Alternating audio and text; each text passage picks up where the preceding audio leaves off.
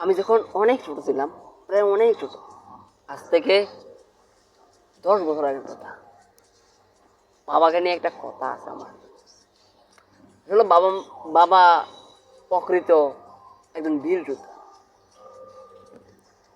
যখন 10 বছর আগে আমি যখন নিজের পরিবারের প্রতি এতটা কেয়ার ছিলাম,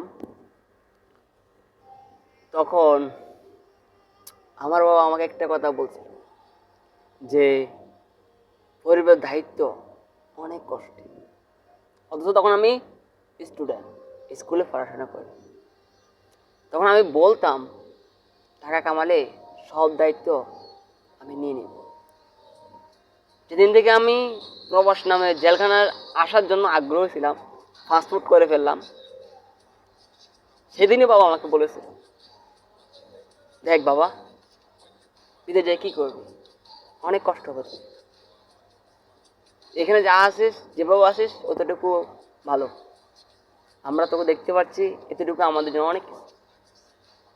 হ্যাঁ, বিদেশে অনেক কষ্ট, সেটা আমার বাবাও জানে। তো কিন্তু আমার বাবা কখনো বিদেশে আসে না, তবে তিনি দেখছে, সকলের কাছে শুনছে, এতটুকুই। আসলে বিদেশটা অনেক কষ্টের, সেটা অবশ্যই ঠিক।